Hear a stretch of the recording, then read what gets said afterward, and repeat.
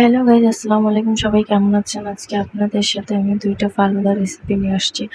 Recipe একটাই, শুধু ২টা আলাদা আলাদা ছবি দেখাবো যে কোনটা আপনাদের কাছে বেস্ট লাগছে। আপনারা অবশ্যই কমেন্টে জানাবেন। রান্নায় একই রকম, শুধুমাত্র ২টা রেসিপিতে ২ রকমের জিনিস আলাদা আলাদা কিছু দেওয়া হয়েছে।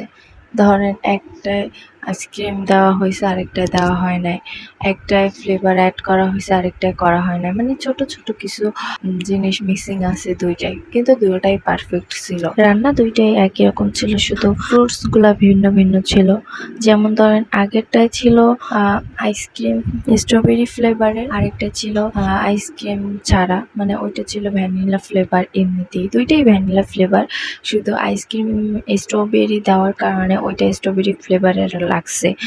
আর ওইটা স্ট্রবেরি ফ্লেভারটার ভিতরে আমি ড্রাগন আর আম অ্যাড করছি এক্সট্রাভাবে।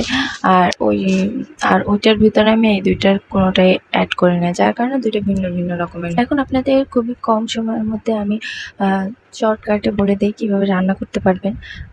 আপনারা অনেকে আছে আলাদা আলাদাভাবে কিনে তারপরে ফালুদা রেডি করেন, তবে আমি ফালুদা রান্না করি রাঁধুনি মিক্স ফালুদা কিনে।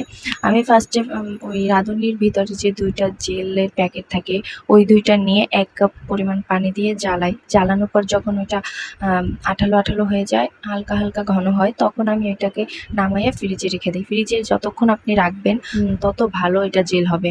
আর আপনি চেষ্টা করবেন অনেক বেশি পরিমাণে জ্বালাতে, একটু বেশি ঘন করতে, তাহলে অনেক ভালো জেল হয়। আর ২টা জেলই জ্বালানোর পরে আপনার ওইটার ভিতরে 3টা প্যাকেট থাকে, 2টা জেল আর একটা হচ্ছে মিক্সার ফালুদা। যখন আপনি ফালুদাটা রান্না করবেন, মেইন যে প্রসেসটা সেটা হচ্ছে ১ লিটারের দুধ ফার্স্টে গরম করবেন। যখন হালকা গরম হয়ে যাবে তখন আপনি এর ভিতরে মিক্সার প্যাকেটটা ঢেলে দিবেন।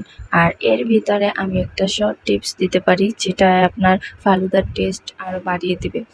আপনি চাইলে এর সাথে কিছু গুঁড়া দুধ মিক্স করতে পারেন, অ্যাড করতে পারেন, যাতে আপনার ফালুদার টেস্ট আরও বেশি দ্বিগুণ বাড়ায় দিতে পারে। আমি কিন্তু এখানে রান্না ২টা না দেখালেও ২টা রান্নার মিক্সারই কিন্তু দেখাই দিছি। হোয়াইটটা আর স্ট্রবেরি মানে পিঙ্ক কালারটাও, মানে ওটা পিঙ্ক হওয়ার কারণ হচ্ছে যে ড্রাগন ফল দেওয়ার কারণে ওটা পিঙ্ক হয়ে গেছে।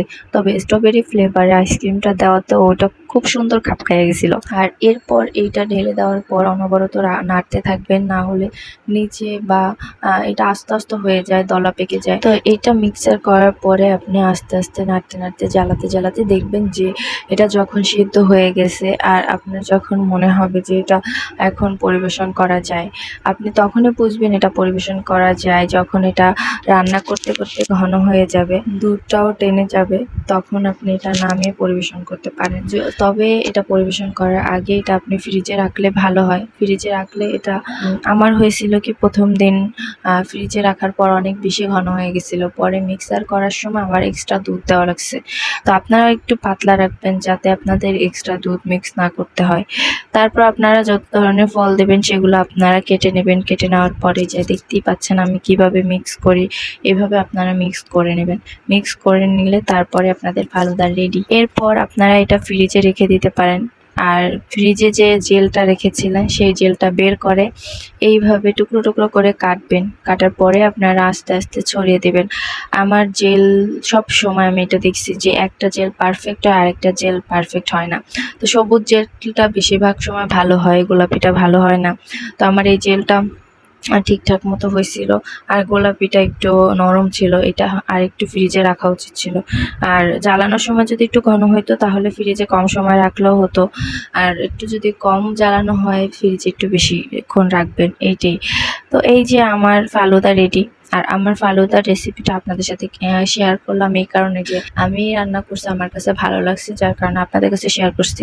আপনারাও আপনাদের বাসায় রেসিপিটা ট্রাই করবেন রান্না করে, আর আমাকে কমেন্ট করে জানাবেন যে কেমন লাগলো। এটা যখন পরিবেশন করবেন কিছু বরফ কুচি বা আইসক্রিম দিয়ে পরিবেশন করবেন। অবশ্যই এটা তো ফ্রিজে থাকে, ঠান্ডা অবশ্যই থাকে, ঠান্ডাটাও আপনারা খেতে পারেন। আর অধিক স্বাদ বাড়ানোর জন্য বরফ কুচি আর আইসক্রিম দেওয়া হয়। অবশ্যই আপনাদের অনেক অনেক ধন্যবাদ আমার পাশে থাকার জন্য। আর আমার কথায় কিছু মিসিং হইলে আমাকে মাফ করবেন।